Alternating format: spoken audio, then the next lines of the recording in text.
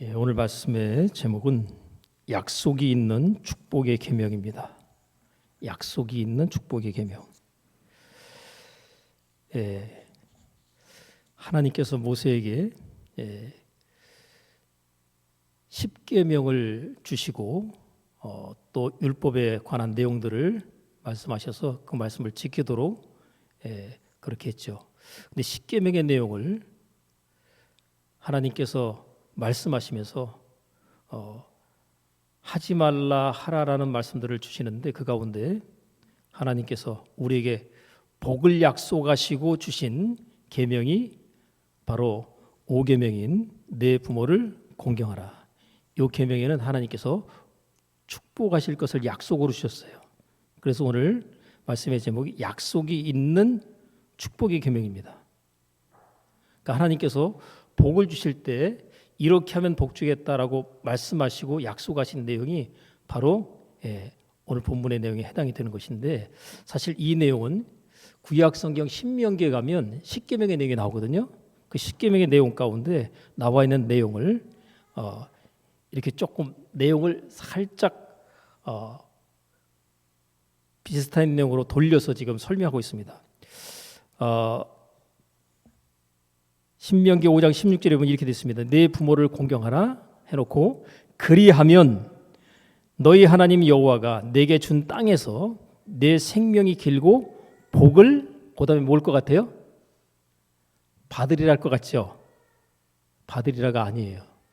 누리리랍니다.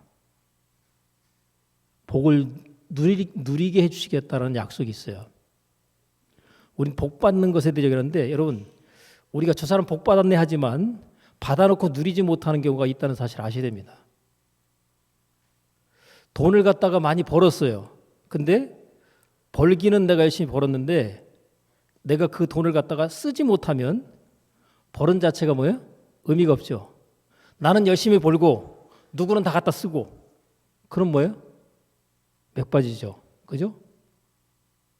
내가 복은 받았는데 누리는 건 누가 누려요? 다른 대상이 누려버리면 그건 복 받은 의미가 사실은 없는 거죠. 복은 우리가 받기도 해야 되겠지만 누리기도 해야 됩니다. 여러분이 음식을 갖다가 맛있는 음식을 갖다 잔뜩 재료를 사왔어요. 사와가지고 자기는 못 먹는다? 좀 이상하지 않아요? 잔뜩 사와가지고 나는 못 먹고 남들 좋은 일만 시켰다 그러면 의미가 없잖아요. 그죠? 맛있는 음식 재료 사와가지고 그것을 요리해가지고 내가 먹어야, 그래야 이게 제대로 된 거죠. 여러분, 하나님의 말씀 속에 생명이 들어있어요. 하나님 말씀 속에.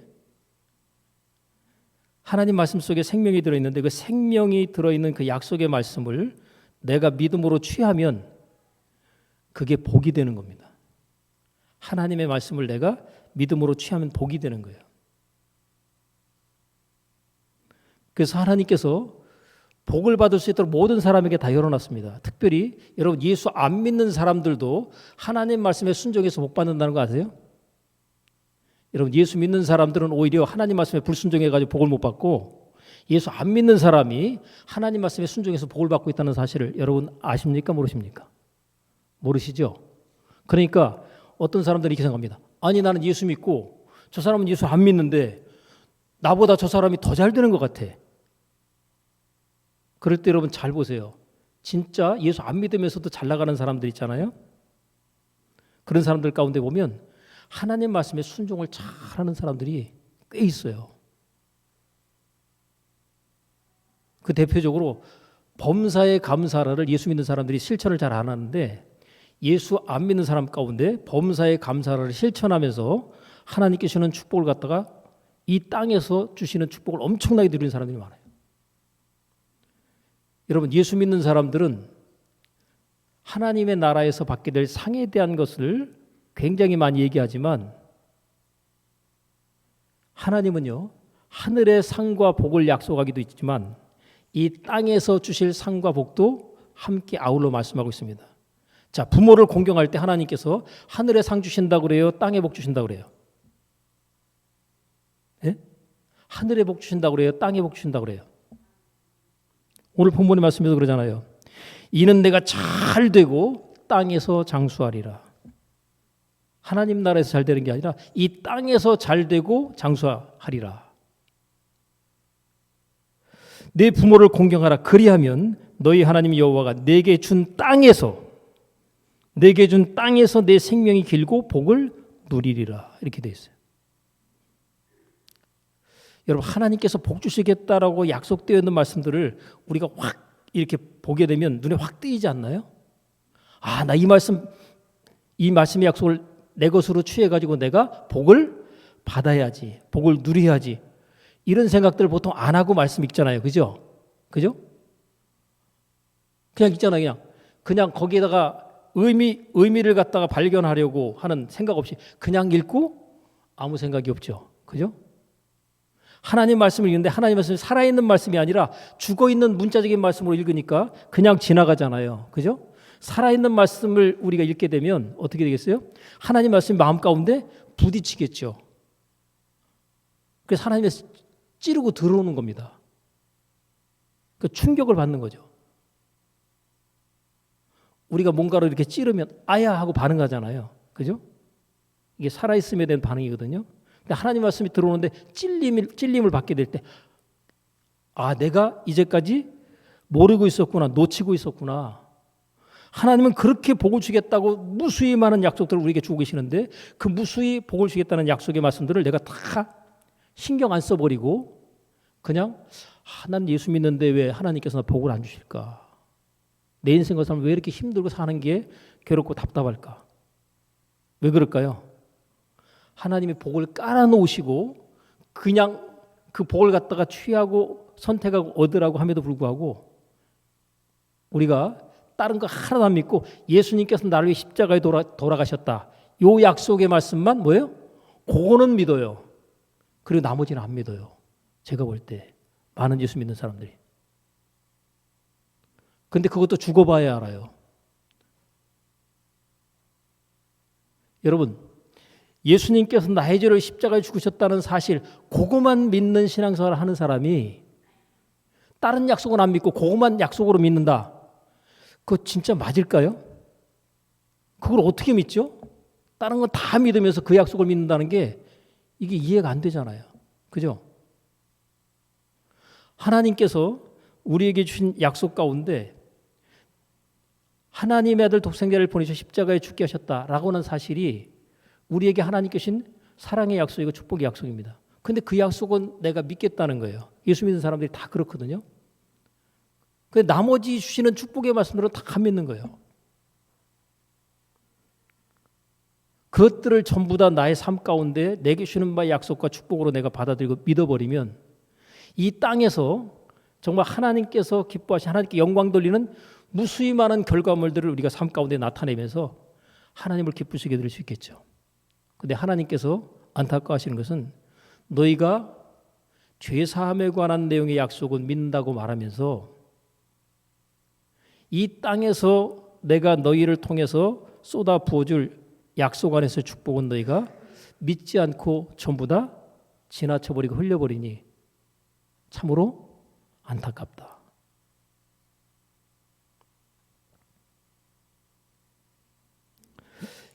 여러분, 민수기 23장 19절에 이런 말씀이 있어요. 하나님은 인생이 아니시니 시건치 않으시고 인자가 아니시니 후회가 없으시도다.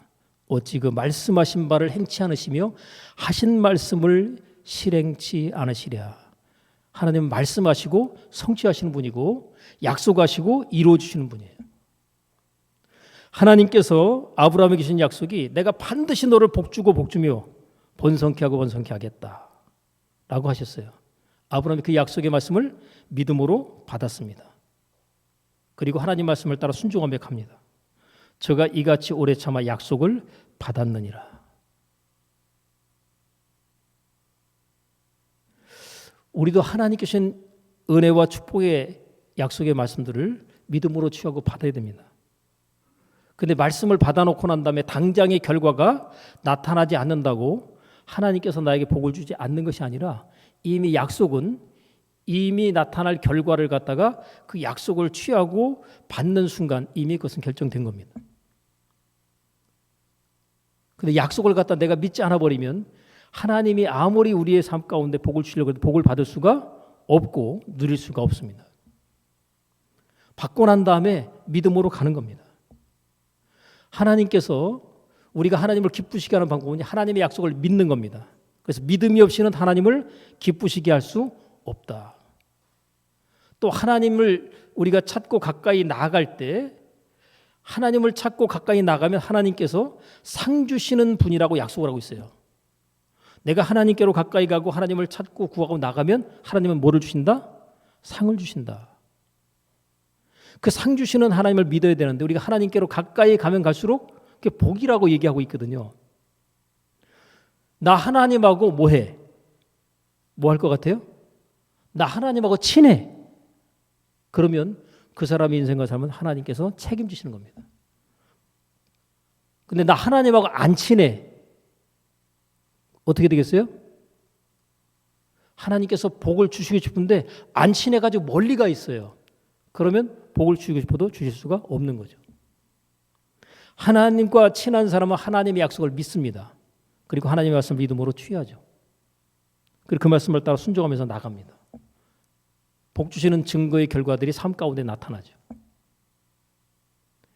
여러분 우리가 예수를 믿고 하나님 앞에 나와서 예배드리고 그냥 끝나버리는 게 아니라 하나님과 동행하는 일상의 삶, 하나님이 나와 함께 계시다, 하나님이 내 안에 계시다는 사실을 스스로 깨닫고 인식하는 삶을 갖게 되면 그 삶 자체가 하나님께서 그를 통해서 자기를 나타내시는 결과들이 나타나게 돼 있어요.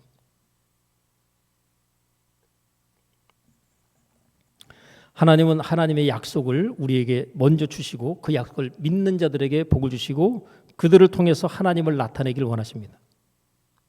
그래서 우리의 신앙생활은 다른 말로 말하면 하나님의 약속을 믿는 신앙생활입니다. 신앙생활을 잘한다, 믿음이 좋다, 뭐로 결정돼요? 하나님의 약속을 그가 얼마나 믿고 신뢰하고 따르느냐, 그거로 보는 겁니다.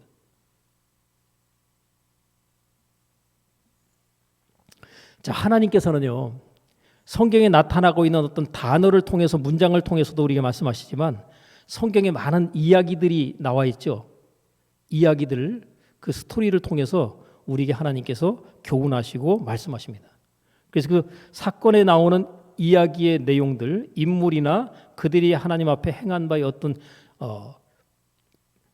행위들을 갖다 이렇게 쭉 보면 아, 이 사람은 이렇게 해서 하나님께서 복을 주시는 것을 받았구나. 아, 이 사람은 하나님과의 관계 속에서 어떤 문제가 있어서 하나님께로부터 떠나서 스스로 자기의 삶 가운데 어려움과 화를 자초했구나 하는 것들이 다 나오게 됩니다. 그것들을 보고 우리가 나의 삶 가운데 것을 취하고 받아들이는 거죠. 좋은 것은 취하고 안 좋은 것은 어떻게 해요? 우리가 버리는 거죠. 좋은 생각이 들어오면 취하고 안 좋은 생각이 들어오면 어떻게 해요? 이것은 버려야 되는 겁니다. 그래서 범사의 헤아려 좋은 것을 취하고 악은 모양이라도 버리라 그러잖아요. 그러니까 하나님께서 주신 말씀을 우리가 이 되새기고 묵상하다 보면 생명 얻을 수 있는 방법과 생명을 원수마귀에게 빼앗기지 않는 방법들을 계속해서 말씀하고 있어요. 성경을 보실 때 그렇게 보시면 굉장히 흥미진진하게 성경의 내용을 볼 수가 있습니다.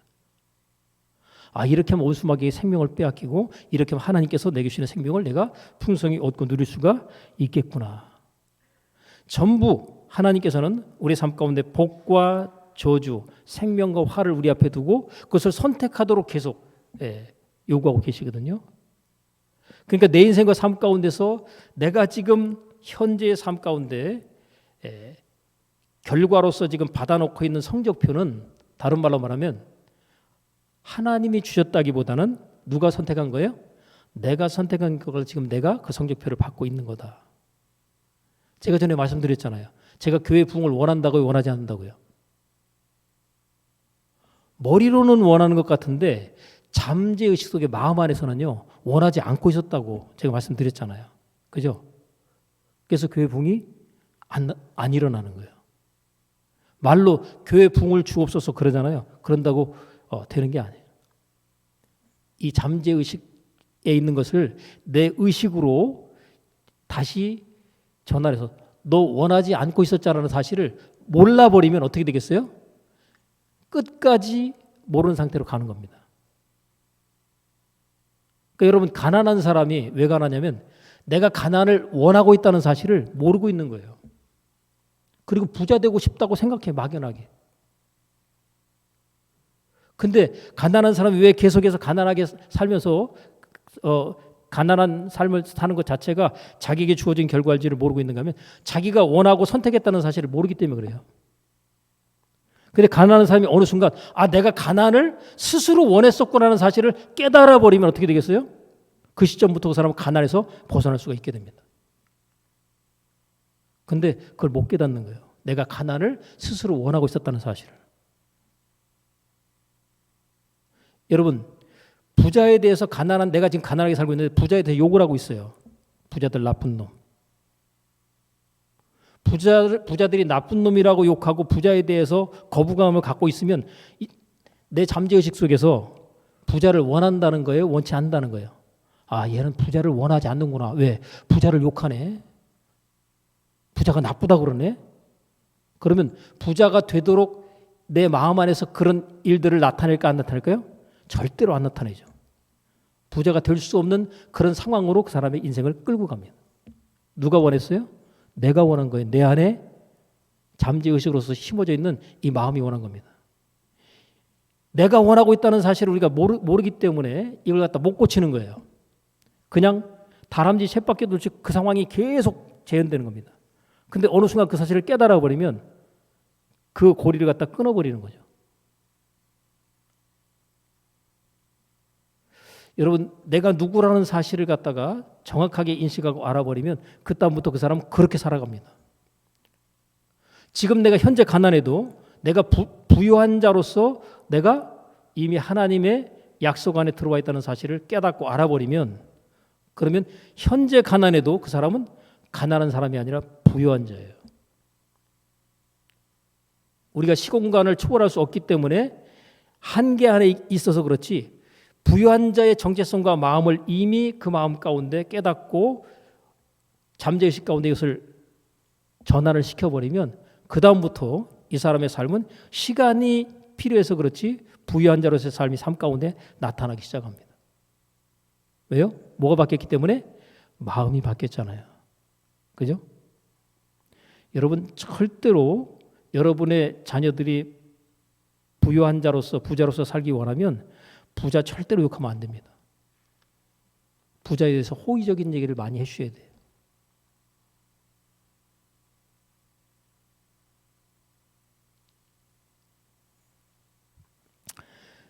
제가 어떤 책 제목을 보니까 그 책 제목에 책이 그 제목이 이렇게 됐습니다. 그리스도인들이여 부자가 되라라는 책을 목사님이 쓰셨어요. 제가 부자와 관련된 책들, 성공하는 사람들과 관련된 책들을 갖다가 이렇게 읽다 보니까 이 사람들은 전부 성경적인 마인드를 다 갖고 있더라고요. 땅에서 잘 되기 위해서 필요한 성경적인 마인드.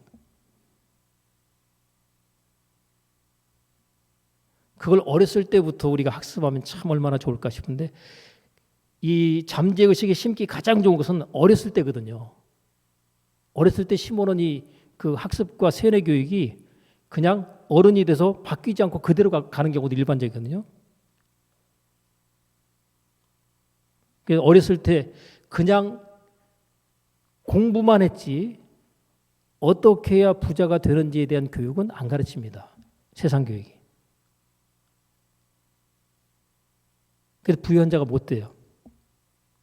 제가 왜 부유함에 대한 부분을 말씀을 드리는가 하면 여러분, 사람이 살다가 부부가 살다가 힘들어가지고 못 살겠다고 갈라서는 경우에 가장 높은 퍼센테이지가요, 경제적인 문제 때문에 이혼하는 경우가 가장 큽니다. 못 살겠다. 성격이 안 맞아서? 그거는 그냥 밖으로 드러난 문제일 뿐인 거예요.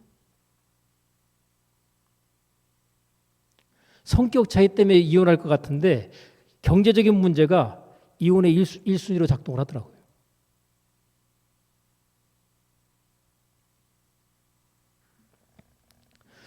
그럼 옛날에는 어렵게 삶에도 불구하고 이혼을 안 했죠. 그죠? 어떻게든지 그냥 힘들어서 살았잖아요. 근데 요즘은 의식 사고가 완전히 바뀌었어요. 형편이 훨씬 더 좋아진 것 같은데 그럼에도 불구하고 경제적인 문제에 있어서 조금만 문제가 생기면 못 살겠다 이렇게 해버리거든요.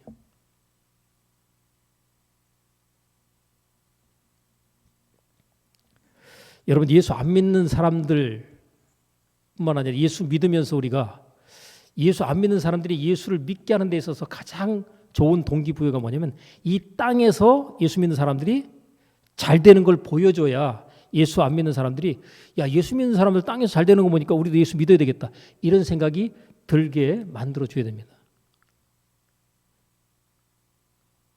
근데 우리가 이제 어려운 시절에 예수 믿다 보니까 과거에 하나님의 나라에 대한 사모함은 크게 가지면서 이 땅에서는요 빨리 이 세상의 삶 그냥 끝나버리고 그냥 천국 갔으면 좋겠다 그런 거거든요. 근데 여러분 이 땅에서 부유한 자로서 살면 어떨 것 같아요? 이 땅에서 빨리 삶 정리 빨리 끝내버리고 천국 가고 싶어요? 가난하고 힘들고 괴롭고 답답하게 사는 사람들이 빨리 이 세상 끝나버렸으면 좋겠다. 심지어는요 진짜 가난하게 사는 사람들 북한에서 진짜 힘들게 사는 사람들은요 차라리 그냥 전쟁 나버렸으면 좋겠다 이렇게 생각하는 사람도 있대요. 여러분 부자들이 전쟁 나는 거 원할까요? 가난한 사람이 전쟁 나는 거 원할까요? 그냥 이 세상 그냥 끝났으면 좋겠다. 나 혼자 죽기는 뭐하니까 그냥 다 같이 그냥 죽었으면 좋겠다 해가지고 그런 생각 해버리는 거예요. 그 사고 자체가 부정적으로 흘러가는 거죠. 자, 하나님께서 우리에게 주신 약속의 말씀을 내게 복을 주시기 위해서 주시는 바의 말씀으로 이해하면서 오늘 말씀을 우리가 보면 땅에서 잘 되고 장수할 것이다. 내가 이 땅에서 잘 되고 장수하게 되는 비결을 하나님을 섬기고 공경하는 것만 생각하잖아요.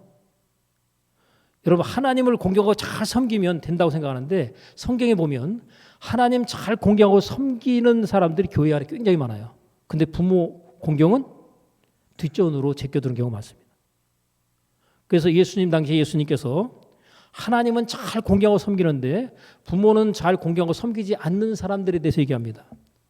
나는 하나님 앞에 헌신하고 수고하고 애쓰는 그것을 갖다가 너무나도 지나치게 한 나머지 부모한테는 내가 공경하는 데 있어서 그것을 갖다가 하는데 힘이 미치지 못해서 그렇다 하고 하나님 공경 잘했기 때문에 부모 공경 소홀히 해도 하나님께서 나를 뭐라고 문제 삼지 않으실 거다. 이렇게 생각하는 사람들이 많이 있었다는 거예요. 그러면서 하나님 앞에는 엄청나게 헌신합니다. 부모는 잘 챙기지 않고. 근데 하나님께서 이것을 책망하십니다.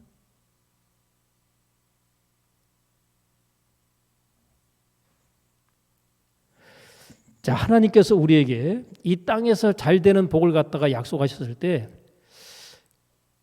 내가 이 땅에서 잘 되어지지 않을 때에 점검해야 될 여러 가지 하나님 말씀이 있지만 부모 공경도 여기에 관련이 있어요.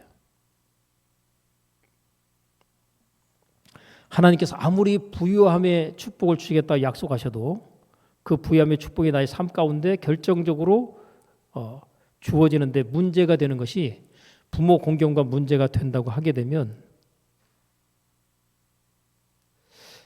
하나님께서 이 말씀을 내게 주시는 바에 깨달음으로 깨닫게 되는 거 아닌가. 또 중요한 거는요. 부모 공경 안 했는데도 나는 잘 되는데 하는 사람 있을지 몰라요. 진짜 잘 될까요?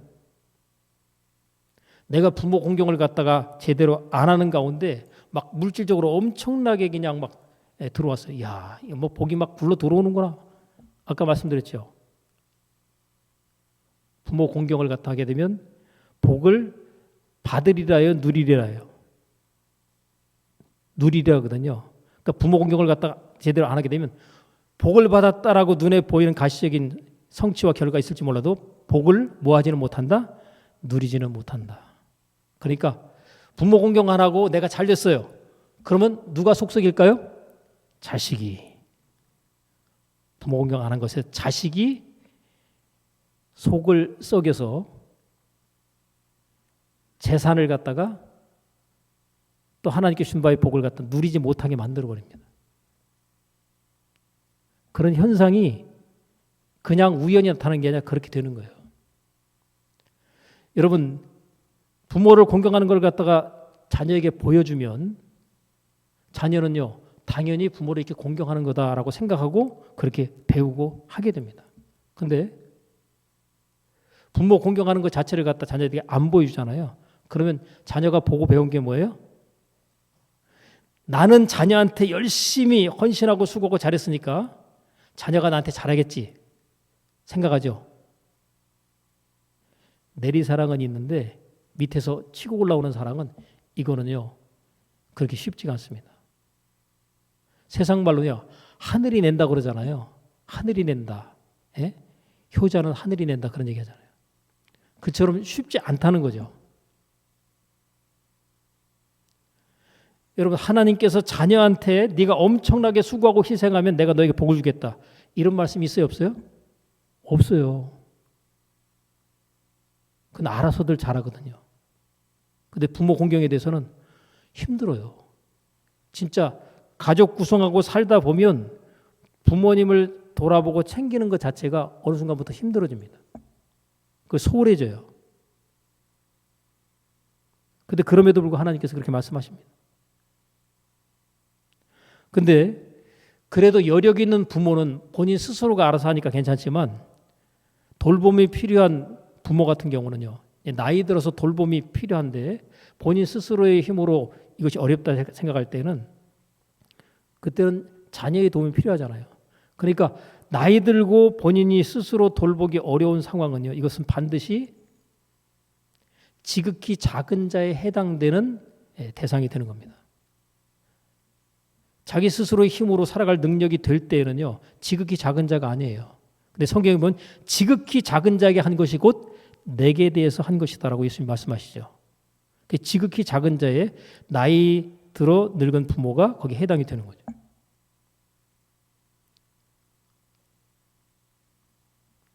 그것을 내가 지극히 작은 자에게 한 것으로 하나님께서 눈여겨보고 계시는데 그것을 보시고 하나님께서 뭐예요?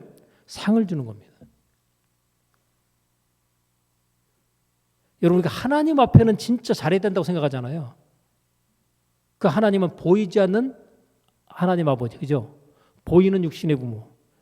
그러니까 보이지 않는 하나님을 갖다가 잘 섬긴다는 것 자체가 보이는 형제 혹은 보이는 부모를 갖다가 공경하고 섬기지 못하면 하나님을 잘 섬긴다는 것이 맞지 않거든요. 근데 우리는 보이는 부모님에게는 소홀히 하면서 보이지 않는 하나님 앞에는 정말 잘하려고 엄청난 애를 씁니다.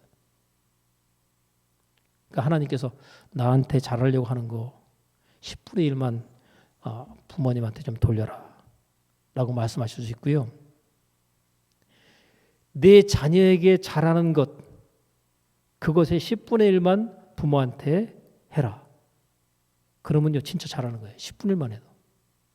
여러분이 예를 들어 가지고 부모님에게 용돈 드리는 것 자체가 하고 자녀한테 가는 돈하고 계산해 보세요. 10분의 1이 갈까요? 뭘까요? 거의 안 갈걸요. 그죠? 자녀한테는 막 때려 붙죠. 그죠? 없는 빚까지도 내서 막 하잖아요. 그죠? 근데 빚내 가지고 용돈 주는 자식 봤어요? 안 봤어요? 빚내 가지고 뭐 교육시킨다고 그래가지고 빚까지 내는 그런 거 봤어도 빚내 가지고 부모님 용돈 드린다. 이거 찾아볼 수가 없죠. 그죠? 그러니까 부모하고 자식은 이렇게 차이가 나는 거예요.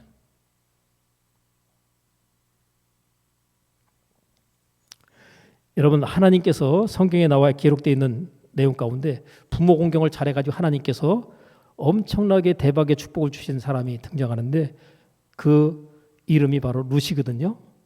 룻기라는 이름으로 성경 속에 아예 들어와 있어요. 근데 이 여인이 이방 여인이거든요. 하나님을 모르는 가운데 믿는 집으로 시집을 온 거예요. 하나님을 믿는 집으로. 근데 하나님을 믿는 집으로 시집을 왔는데 이 하나님을 믿는 집으로 시집 왔음에도 불구하고 이 믿는 집안, 하나님을 믿는 집안이 이 사람들이 하나님을 제대로 잘 섬기지를 못했던 것 같아요. 그래서 어려움이 생기자 자기들의 믿음의 본거지를 두고 그냥 이방 땅으로 그냥 휙 가버린 거예요. 그래서 그쪽에서 살겠다고. 근데 그곳으로 이사를 갔는데 거기서 남편 죽고 두 아들이 죽습니다. 그리고 두 아들을 통해서 본 며느리 둘만 있는 거예요. 나홈이라는 이름의 이 시어머니는 남편 죽고 두 아들 죽고 이방 여인으로서의 두 여자를 며느리를 얻어가지고 며느리 둘 생긴 거예요. 이제 며느리들도 다 떠나보내야 될 상황이에요. 왜? 아들이 없잖아요. 그죠? 여러분, 며느리가 결혼했는데 아들 보고 결혼했잖아요. 근데 아들이 죽어서 없어요. 그러면 너 나하고 평생 같이 살자. 그렇게 얘기하실 수 있겠어요? 네가 갈 길 가라. 라고 하는 게 일반적이잖아요. 성경에도 뭐 그대로 되어 있습니다.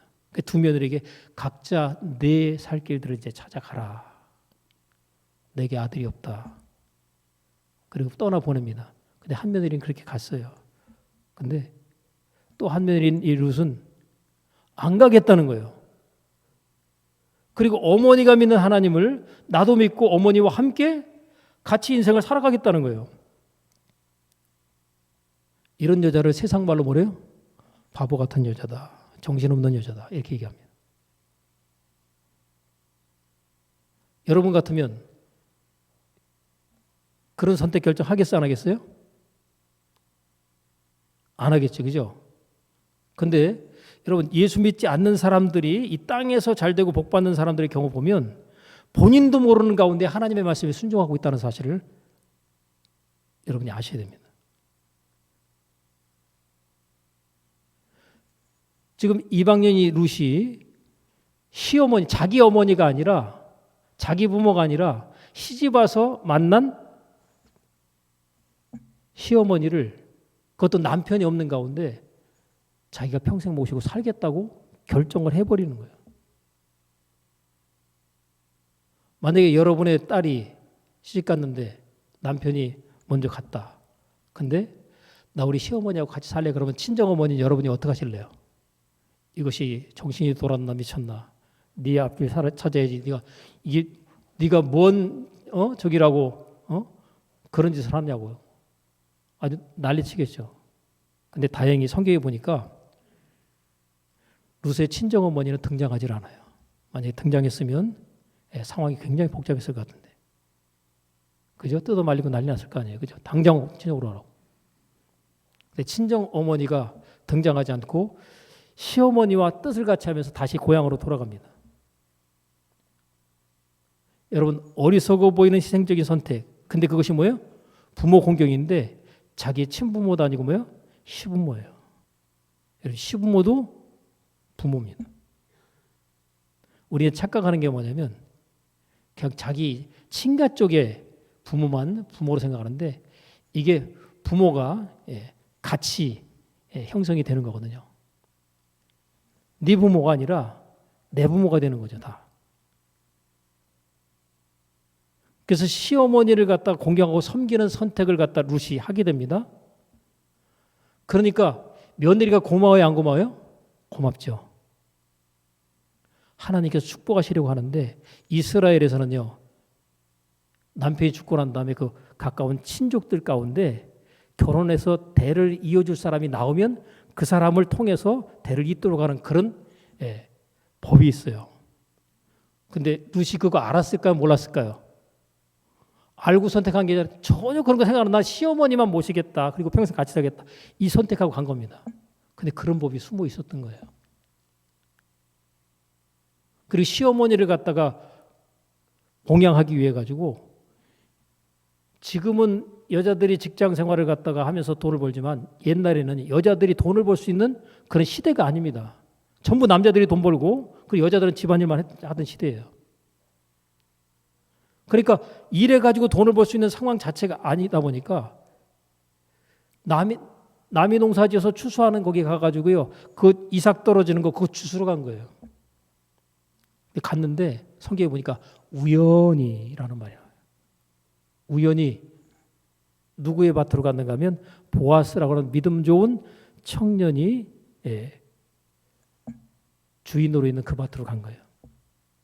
그러니까 우연히 거기 가서 이삭을 줍고 있는 겁니다. 근데 또 성경에 보면 꼭 바로 뒤에 어떤 표현이냐면 마침 누가 왔냐면 주인인 보아스라고 하는 사람이 또 그때 왔어요. 자기 밑에 있는 사람들, 일 시키는 사람들, 그 사람들 두고서 그냥 둔 게 아니라 또 마침 또 주인이 와봤어요.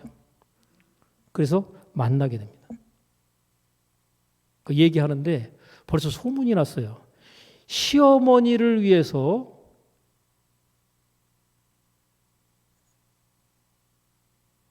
자기 인생과 삶을 거기다가 완전히 걸어버린 여자가 있다. 정신 나간 여자가 있다 하는 소문이 거기 예루살렘 그 전역에 소문이 퍼진 거예요. 그 여자가 누구냐 그랬는데 루시라는 여자가 있다. 이방 여인인데 그 소문이 다 퍼졌는데 거기서 룻을 만난 겁니다. 보아스가. 그래서 네가 누구냐 그랬더니 자기가 룻이라고 소개를 했더니만 내가 다 안다. 벌써 소문 났다는 거예요. 약간 또라이 같은 여자가 있다는 걸 들었다는 거예요. 세상에 이런 여자는 찾아보기 어려운데 그 여자가 너구나. 근데 사연 자체는 감동적이잖아요. 그죠? 그래서 이 일꾼들한테요. 그냥 너무 알뜰하게 벼베지 말고 추수하지 말고 그냥 흘려라. 뒤에 룻이 따라오거든 일부러 좀 많이 흘려가지고 더 많이 챙겨갈 수 있도록 해줘라. 이렇게 종들한테 얘기를 해놓으면서 더 많이 챙겨갈 수 있도록. 이 떨어가지고 간 그 곡식의 양이 굉장히 많은 거예요.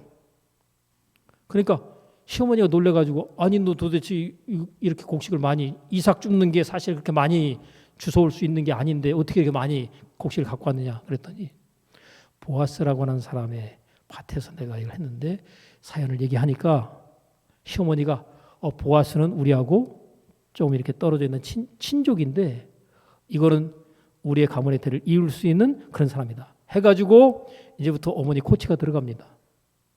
그래가지고 이제 이미 며느리가 아닌 거예요. 딸인 거예요. 어떻게 하면 이 딸을 갖다가 잘 되게 할까. 그래가지고 코치를 합니다. 그래서 보아스라고 하는 사람이 이 저녁에 잠자리에 눕는 그 장소를 갖다 미리 확인을 해라. 그리고 예쁘게 입고 치장도 하고 있다가 그 사람이 눕는 그곳에 들어가라는 거예요. 시어머니가. 그런 코치래요. 가가지고 그냥 한마디만 던지라는 거죠. 당신은 우리의 기업 물을 자입니다. 라는 얘기만 하라는 거예요. 그럼 그 사람이 나머지는 알아서 다 할 거다. 가서 그랬더니만 아니나 다를까 보아스가 룻이 마음에 싫지 않았던 것 같아요. 그래가지고 내가 할 수 있는 의무를 다할 텐데 나보다 먼저 기업 물을 자에 해당이 되는 더 가까운 친족이 있는데 그 사람한테 먼저 물어보고 그 사람이 그것을 받아들이지 않게 되면 내가 반드시 그것을 너를 갖다가 받아들이겠다. 이렇게 이제 약속을 하고 그리고 나리스 사람들 보지 않는 가운데 갈 수 있게 해주면서 그냥 곡식 갖다 막 잔뜩 챙겨가지고 그래서 이제 돌려보냅니다. 하나님께서 이끄시고 인도하시는 스토리는요. 부모 공경하는데 뜻을 딱 정해버렸어요. 보통 상황이 아니거든요. 이거는 어리석고 바보스러운 선택처럼 보이는 그 선택을 갖다가 한 이 룻의 인생과 앞길 가운데 하나님께서 보아스라고 하는 사람과의 만남으로 연결을 해서 그의 선택을 통해서 그는 보아스의 아내가 됩니다. 하나님을 잘 공경하고 섬기는 사람 그리고 부자 청년이에요. 근데 이 결혼이 성사가 되도록 하는데 누가 중간에서 다리를 놨겠어요? 중매했겠어요? 하나님이 보이지 않게 중매를 하신 거예요. 여러분 눈앞에 보여지는 이익만 따라가는 선택은 하나님 말씀에 순종하려고 할 때마다 뭐예요? 하나님 말씀에 여러분 순종하려고 하게 되면 손해가 보이죠. 그죠? 손해가 보여, 이익이 보여요. 물론 하나님 말씀 중에 선택하면서 이익이 환하게 보이는 것에서는 우리가 뭐야? 아멘, 아멘 잘하죠. 근데 손해가 보일 것 같은데 하나님께서 그렇게 하라는 거 있잖아요. 구제하라. 구제하는 건 일단 내가 가지고 있는 것을 손을 펴가지고 나눠주는 거잖아요.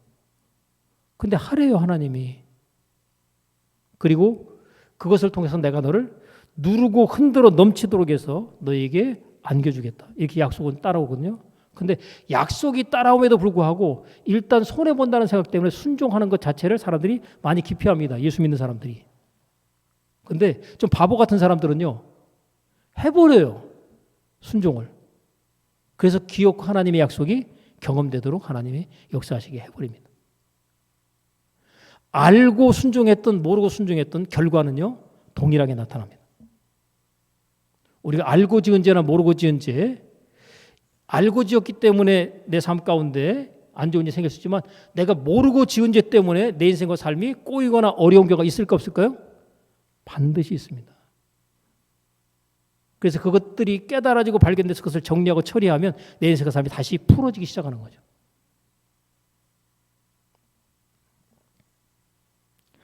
여러분, 이 룻이라고 하는 여자가 그 예수님의 족보에 딱 들어오잖아요. 다윗 왕의 증조 할머니입니다. 다윗 왕의 증조 할머니예요. 근데 이 룻의 그 시어머니가 누군지 여러분 생각해 보셨어요? 룻의 시어머니가 기생 라합이에요. 나도 이방 여인으로서 하나님을 섬기는 자로 들어왔는데 이방 여인 가운데 이렇게 믿음이 좋은 이런 며느리가 있구나. 시어머니가 반색을 했겠죠. 그죠?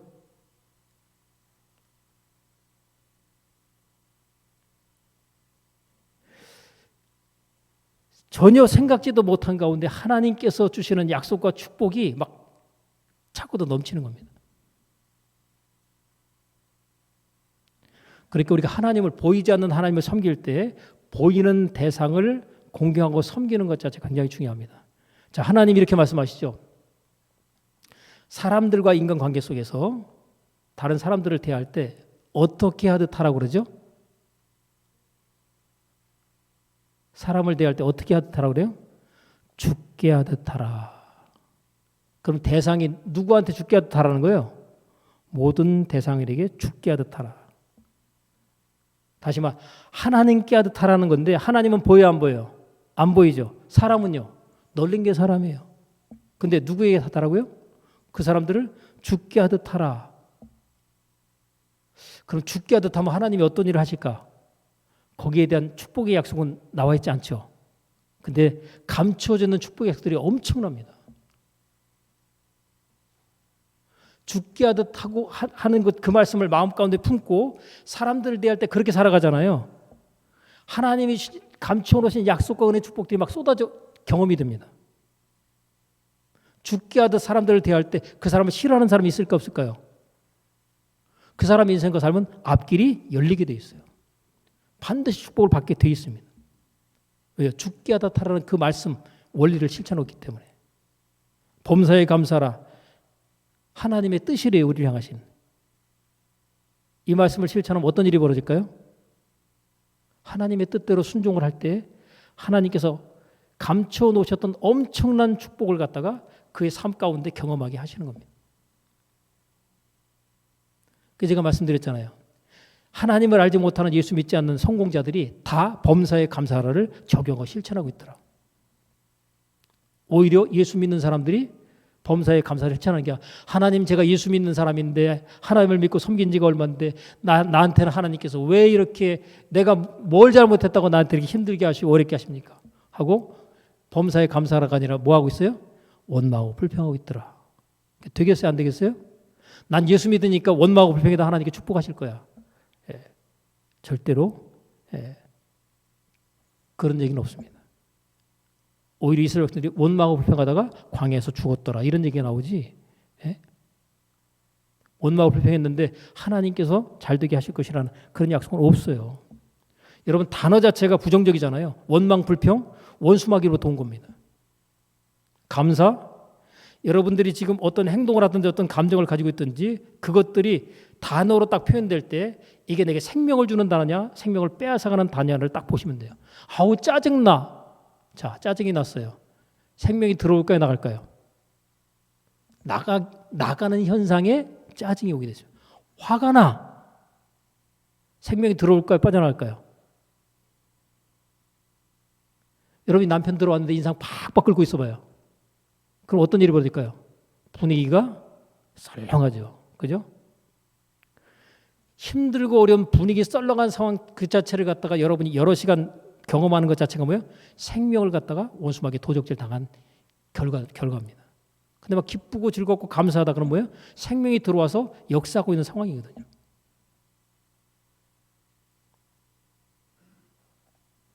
여러분 암 환자가 병 낫는 방법 알려드릴게요. 항상 기뻐하라. 그 적용하면 돼요. 그래서 환경과 상관없이 나는 계속해서 기뻐하겠다 라고 생각하고 기뻐할 수 있는 행동과 표현을 하는 겁니다. 그 기쁘면 나오는 소리가 뭐죠? 웃는 거죠. 여러분 지금 암 환자가 웃게 생겼어요? 울게 생겼어요? 눈에 보이는 선택대로 하면 울죠. 그럼 어떻게 해요? 죽어요. 근데 웃으면 어떻게 될까요? 살아요. 여러분 눈에 보이는 대로가 아니라 하나님의 말씀에 반응해서 순종하는 것 자체가 하나님의 역사가 나타나게 되어 있어요. 여러분 부모 공경하는 데 있어서 물질적인 부분이 필요합니다. 물질적인 부분이 너무 없어가지고 부모 공경하는 게 너무 힘들 수 있어요. 그렇기 때문에 여러분이 부모 공경을 갖다가 진짜 작정하고 잘하려고 마음먹잖아요. 그럼 하나님이 어떻게 하신다? 물질의 부유함으로 공급하시고 채우신다. 이 약속을 믿으셔야 됩니다. 여러분 성경에 보니까 오베데돔이라는 사람이 하나님의 법궤가 들어왔을 때 석 달을 갖다가 모셨는데 이 석 달 동안 성경에 보니까 그의 집과 그의 모든 소유에 하나님의 복을 주셨대요. 근데 그 복 받은 것이 뭐예요? 동네방네 소문이 나가지고요. 하나님 법궤 들어갔다는 거 알았거든요. 들어가고 난 이후로부터 하나님께서 그 집에 막 좋은 일이 막 계속 터져 나오는 것을 갖다가 주변에 있는 모든 사람들이 다 알아가지고 이스라엘 전역에 소문이 날 정도로 아니 도대체 어떤 결과를 주셨길래 하나님 법궤가 들어가고 석 달 안에 그런 일이 났을까? 진짜 하나님 법궤를 모셔놓고 난 다음에 정말 어떻게 했는지는 나와 있지 않은데 얼마나 법궤에 대해서 가지고 있는 마음 자체가 하나님께서 기뻐하시는 모습이었는가를 우리가 미로 짐작할 수 있습니다. 근데 여러분 하나님 법궤를 한 20년 가까이 모셨던 집이 있어요. 근데 그 집에서는 어떤 복을 받았죠? 오히려 하나님 법궤 갖고 나오다가 죽었어요. 법궤 만져가지고. 여러분 20년 하나님 법궤를 모시고 죽은 사람이 있고 20년 법궤 모시고 그 온 집에 복을 받은 사람이 있어요. 저는 이 법궤를 갖다가 제 나름의 해석으로 부모 공경과 연결을 해봤어요. 내가 20년 동안 부모 모셨는데 하나님 복도 안 주시고 마음을 들여다보세요. 마음을. 어떤 마음을 했는가. 여러분 막 힘들어하고 짜증내가면서 막 억지로 마지못해 하잖아요. 거긴 복이 없어요. 하나님 앞에 우리가 헌금할 때도 자원하는 마음에 즐거운 마음 기쁨을 할 때 하나님 복을 주시는 것이지 막 억지로 마지못해 그냥 체면 때문에 막 이렇게 하잖아요. 하고도 복이 없는 거예요. 근데 그 원리를 갖다 사람들이 이해 못하고 했으니까 어떤 남보다 내가 더 많이 했으니까 복을 받을 것 같은데 아니요. 오히려 하고도 뭐예요? 성경 보니까 죽는 사람이 있더라니까요. 헌금하고 죽은 사람 나오죠. 그죠? 아나니아와 삽비라. 차라리 헌금 안 했으면 안 죽는데 하고 죽어버리네.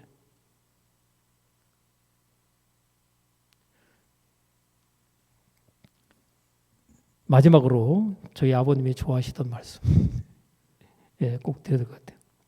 누구든지 자기 친족, 특히 자기 가족을 돌아보지 아니하는 자는 믿음을 배반한 자요 불신자보다 더 악한 자니라.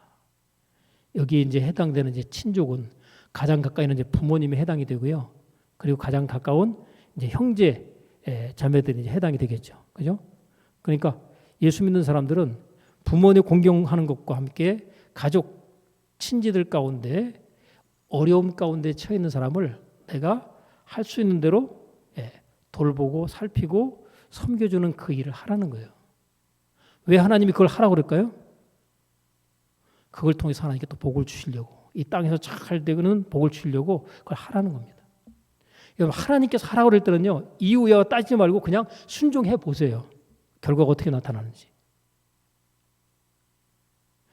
이걸 머리로 자꾸만 생각해가지고 뭐 이렇게 하면 저렇게 되고 저렇게 되고, 내 자존심 저기하고 뭐 감정 어떻고 뭐 이런 거 생각하지 말고 그냥 해보세요. 그냥 믿음으로 순종하는 어린아이 같은 그런 어떤 믿음을 하나님께서는 그 인생과 삶을 축복하시기 위해서 우리에게 요구하시는 겁니다. 자, 부모님 효도할 때 가장 중요한 것은 형제간에 우애하는 것을 갖다가 보여드리는 게 부모 공경에서 진짜 중요한 거더라고요. 형제간에 다투고 갈등하고 불화하면요, 부모 마음이 어떻겠어요? 뭐 돈도 필요 없고 맛있는 음식도 필요 없고요. 니들 제발 형제간에 그냥 화해하고 잘 화목하게 잘 지냈으면 좋겠다. 그거거든요. 엄마 우리 그거 못해. 따로따로 만나. 그래가지고 여기서 드세요. 저쪽에서 드세요. 저쪽에서 얹혀요. 내가 돈을 드렸으니까 또 따로 모셔 대접했으니까 부모 공경했다고 할지 모르겠지만 부모 공경 그 자체는요, 여러분 반쪽짜리는 사실 하나님께서 축복하시려 할 때 축복할 수 없는 공경을 하고 있는 거죠. 그리고 막연하게 생각합니다. 내가 부모님께 이렇게 공경하니까 복을 주겠지. 근데 결과는 안 나타나요. 그래서 부모님의 마음을 편하게 드리는 것이 부모 공경 가운데 첫 번째다. 마음도 편하게 드리면서 돈도 드리면 더 좋겠죠. 그죠? 또 맛있는 음식도 해드리면 더 좋겠죠. 근데 순서가 뒤바뀌어서 마음은 불편하게 드리면서 용돈 드리고 또 맛있는 음식 뭐 이렇게 드시게 하고 이러는 것 자체에 순서가 뒤바뀌었기 때문에 그 축복의 결과가 나타나지 않습니다. 너희는 먼저 그의 나라와 그 일을 구하라. 그럼 이 모든 것을 내게 더하시리라. 이 순서가 있잖아요. 근데 하나님의 나라와 의는 구하지 않고 그냥 하나님께 내 모든 것을 하나님께서 공급하시고 채우시기를 바라는데 그 결과는 안 나타난다. 오늘 하나님께서 부모 공경에 있어서 주신 약속 있는 이 첫 계명, 나를 축복하시려 하나님께서 부모 공경에 그것에 약속을 주셨다. 이 약속을 내가 실천하되 부모님이 안 계신 경우는 그러면 어떻게 하느냐? 하나님한테 물어보세요. 가까이 계신 어른들 공경하는 것도 부모님 공경을 대신하는 어떤 간접적인 측면이 없지 않아 있습니다만은 그렇게 하세요. 부모님에게 내가 할 일을 못했다면 그것도 하나님께서 보시고 기뻐하시고 축복하실 이유가 될 것입니다. 여러분, 바라기는 이 땅에서 잘 되셔서 예수 믿는 사람이 정말 부럽다고 할 수 있는 그런 결과를 여러분의 삶 가운데 만들어내신데 그 가운데 부모 공경을 통해서 하나님 주시는 축복의 약속을 여러분의 것으로 믿음으로 취하여 누릴 수 있기를 바랍니다. 기도하겠습니다. 하나님 아버지, 하나님께서 우리에게 복을 주시려고 약속하시되 내 부모를 공경하라 라고 약속하시며 그 부모 공경을 통해서 너의 생명이 이 땅에서 길고 복을 누리게 될 것이다 하셨사온데 하나님께서 복 주시겠다고 약속하신 이 약속의 말씀을 우리가 마음 가운데 담고 믿음으로 취하여 하나님의 행하시는 일의 아름다운 결과를 우리로 이 땅에서 체험하며 하나님께 영광 돌릴 수 있게 하여 주옵소서. 예수님의 이름으로 기도합나이다. 아멘.